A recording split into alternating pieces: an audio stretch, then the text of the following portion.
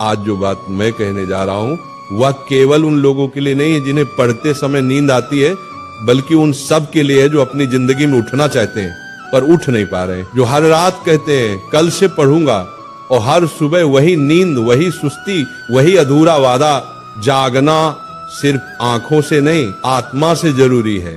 उठने के लिए अलार्म की नहीं, मकसद की आवाज चाहिए। नींद तो हर जीव को आती है, पेड़ को भी, पत्थर को भी, पर जागता वही है जो जानता है कि उसे कहां पहुंचना है। अगर तेरे भीतर ज्वाला जल रही है ना, तो नींद तेरे पास आने से पहले ही जलकर राख हो जाएगी। राधा रानी का नाम लेने का मतलब क्या है? वो जागृति है, वो प्रेम है, वो भक्ति है, और जो सच्चा प्रेम करता है वो कभी आलसी नहीं होता।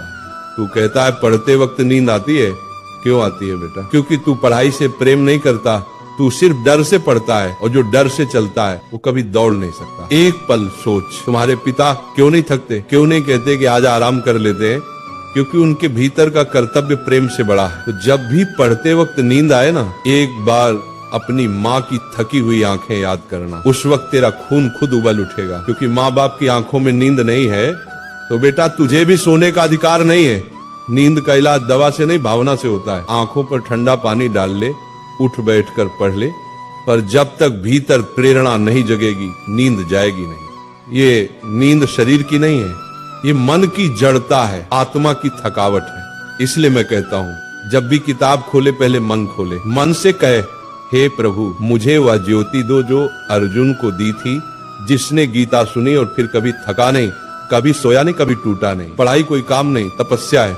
जैसे तस्य मुनि तप करते थे ना, वो जंगल में पत्थरों पर वर्षों तक बैठे रहते थे, वैसे ही विद्यार्थी का तप है। किताबों के बीच बैठना, रातों को जगना, आंखों से आंसू गिरना, फिर भी पन्ने पलटते रहना, क्योंकि जिसने तप किया वही तेज हुआ। तेजस्वी वही बनता है जो नींद को हराता है। जो कहता है थक गया हूँ, कल देखूंगा, वो अपने जीवन का भविष्य आज ही गवा देता है। जितनी देर तू सोता है उतनी देर कोई और जाग रहा होता है। जब तू अपनी किताब बंद करके तकिया सीधा करता है, दूसरा विद्यार्थी कहीं न कहीं दीपक जलाकर बैठा होता है। वो तेरी जगह आगे बढ़ रहा है, वो वही सीट ले रहा है जो तेरे लिए बनी थी। तो अब फैसला कर, तू इतिहास में नाम लिखवाना चाहता है या नींद में अपना नाम मिटवाना चाहता है? सच्चा ब्रह्मचारी वही है जो नींद से भी जीत गया। ब्रह्मचर्य सिर्फ स्त्री से दूर रहने का नाम नहीं है। ब्रह्मचर्य का अर्थ है ऊर्जा की रक्षा। जिसके भीतर की ऊर्जा बिखरती नहीं वही जगता है।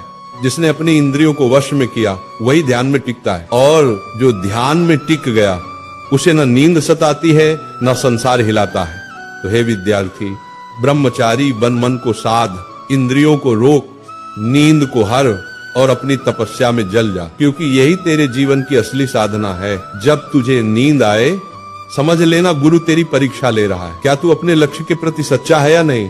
कठिनाई आए तो भाग मत, क्योंकि तप बिना तेज नहीं मिलता।